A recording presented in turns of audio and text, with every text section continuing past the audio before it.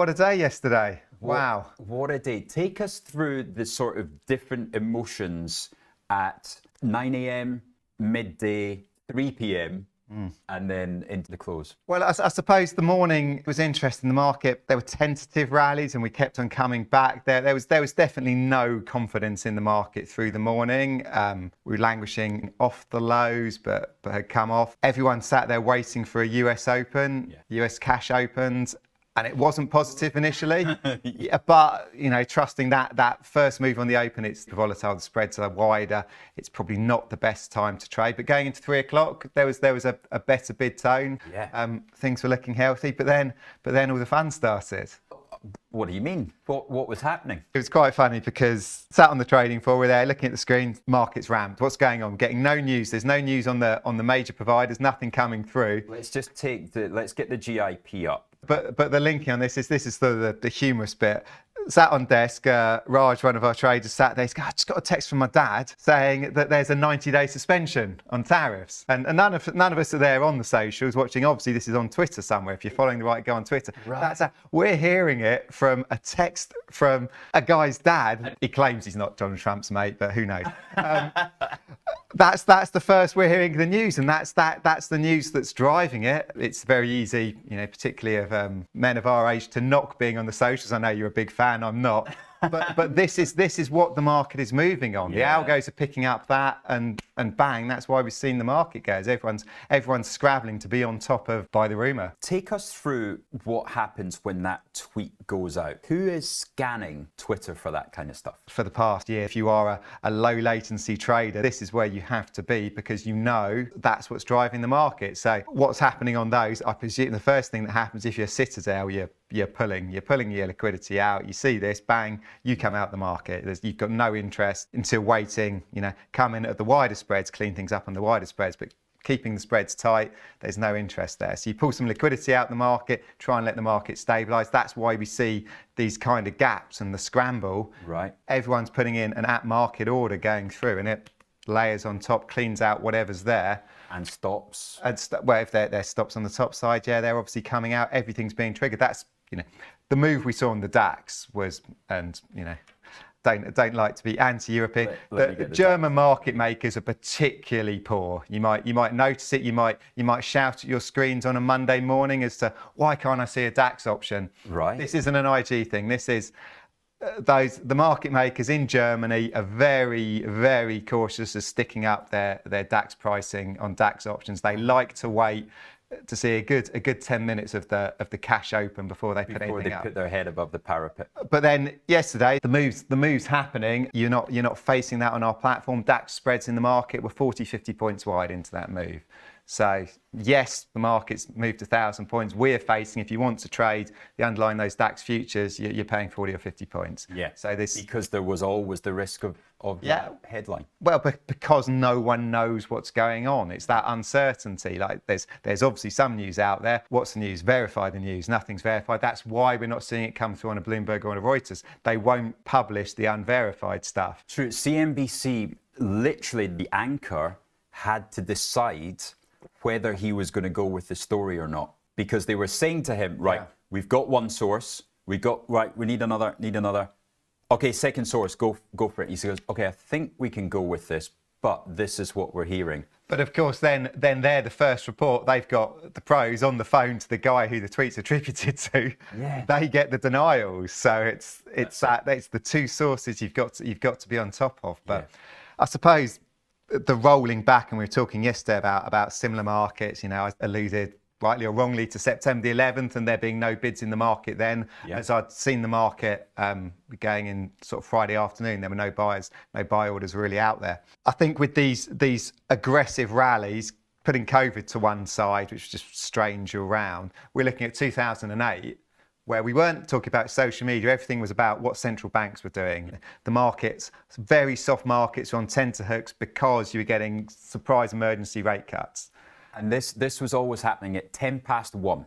So you would be staring at your screen at 9 minutes past 1, and sometimes it would be 12 minutes past.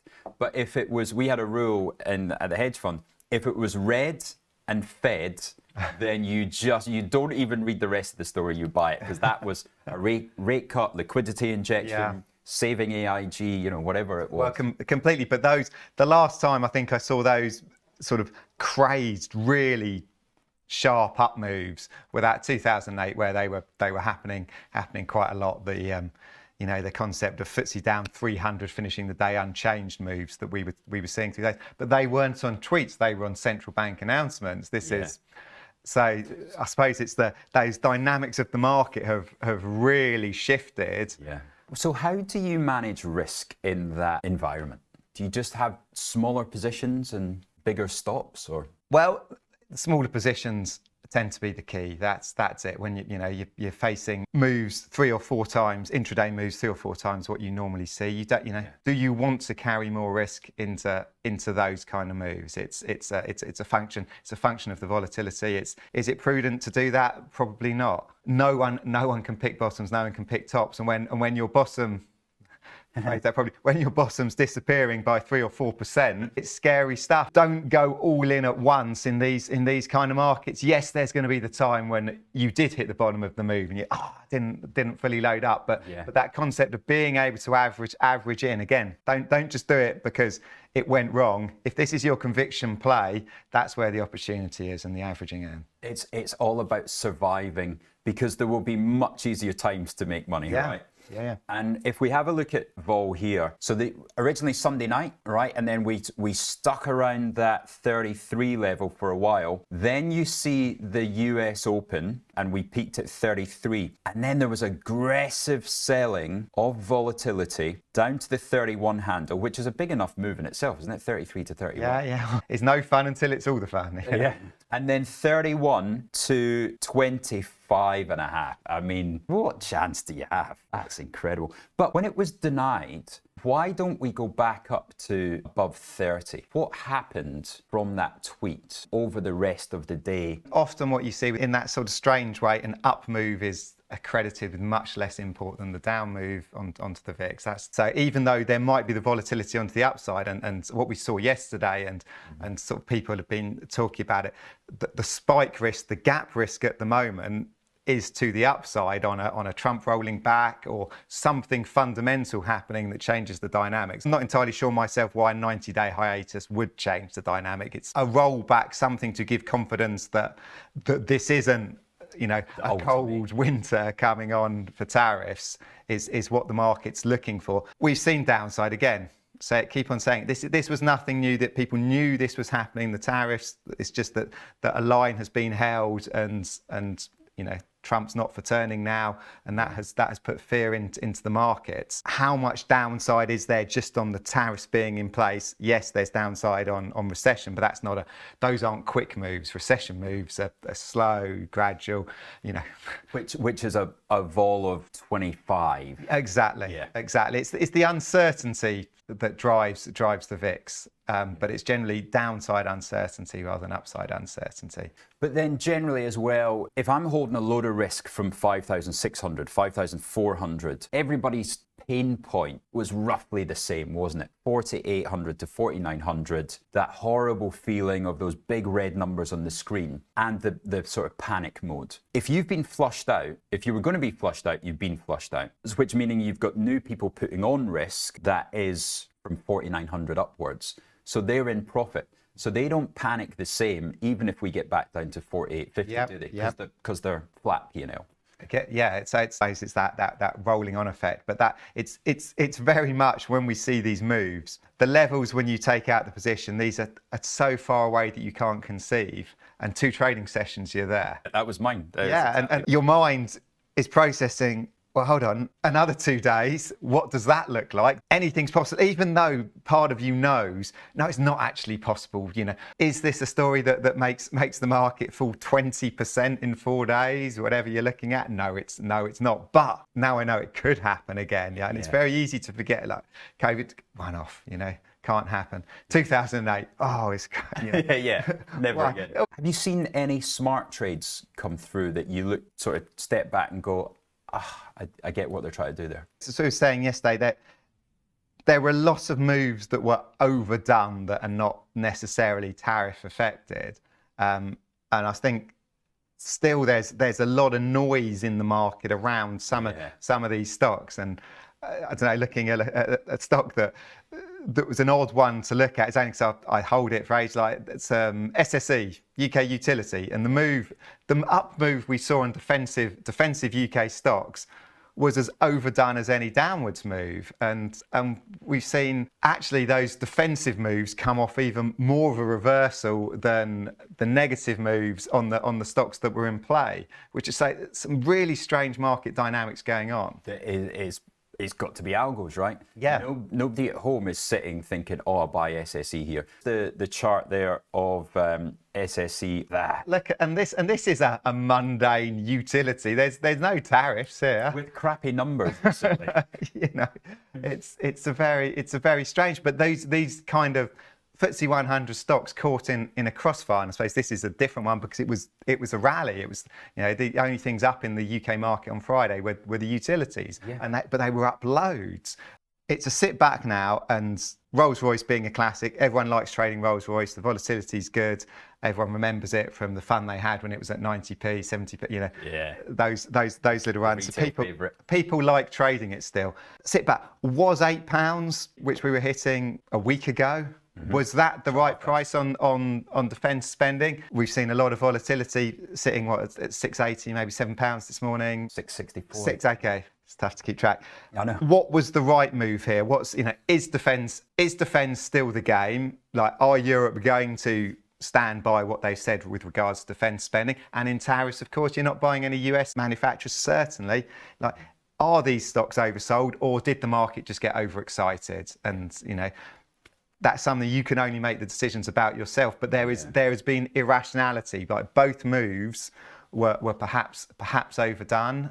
And something, gold holds true about that as well, because not just the actual, the fundamentals of it itself, but the way people think now, SSE, gold, you've got to think it relative to an Nvidia and relative to a NASDAQ.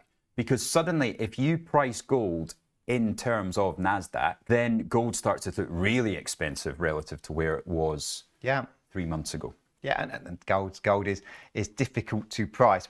Everyone can sit back and look at history and go, well, of course, Nvidia was ridiculous trading on a PE of whatever it is. I'm not going to pretend to know the PE on Nvidia, but there, it's one of those. You can see why that came off, and why was everyone getting so carried away. But again, there are instances of, Tesla supported that high PE and the share price kept on going up. It's difficult. It's the kind of decision that, and that's what makes it interesting for all of us. There is no right answer here. You have the story, you have the same information technically as anyone else. And in moves like this, where this is not being driven by value pickers or analysts or anything. This is being driven by algorithms and liquidity. And fear. And so there are opportunities. So keep on saying it. Go with those stocks which you've been looking at for a long time. Maybe they've been on your radar. You've not touched them because you don't like the PE. Reassess it under the lines of, yes, we could be heading to recession. No, what effect does that have? What's still going to sell? What's still out there? And there will be opportunities there that the market's not picking up because the market's moving in these broad-based algorithm-generated baskets. Exactly. Yeah. So keep it small, keep it nimble, and be able to react to something like a Rolls-Royce down 11%. An IG up 7% this morning, Luke highlighted it, now only up 4.2. An SSE at 17 quid, now at 14.80 or whatever. And I suppose the other end of that is classic pairs trading. If prices have all moved in a basket, you're going to everything moving in lockstep. That pair trade becomes, that powerful trade. The HSBC has a huge move, much bigger move. Those Asian banks, rightly bigger moves than other UK banks, but that is there a pairs trade there? Maybe that's the right direction. The sell HSBC, buy Barclays, or buy a US bank. The US banks came off really, really heavily. What do you believe in the dollar system? Is JP Morgan down 10%? Is that the right reaction, or has this just been caught up in the move? But pick your winners. If you're being cautious, run the pair, run a 2-for-1 pair, you know, however you play it, but hedge some of it with the weaker player or your perceived weaker player, and so you don't get caught out so badly in those big sector moves. True. Looking for things that have moved correlation 1, but there's a clear beneficiary. There's a different story other than because no one's thinking about that. It's Asian banks, sell them all. Yeah, that's the story. US banks, the whole sector, there are winners there. And when you see these big moves, there's a winner and a loser likely. They weren't moving 1-for-1 before. They've moved 1-for-1 in the big move. So that's perhaps where you're going to find the opportunities. You can't think logically when you're panicked about a P&L. Yeah. And so if you are sitting on the sidelines and you've got that cash and the ability to think logically, my God, you're in a strong position right now. Yeah. Because, you know, these moves don't happen that often. Maybe they'll happen more often. You know, who knows what else Trump has to do. But they don't. Big moves like we've seen. These are, you know, certainly not frequent, and it's where the opportunities tend to come from. Matt, thank you as ever. Absolutely fantastic, really useful stuff.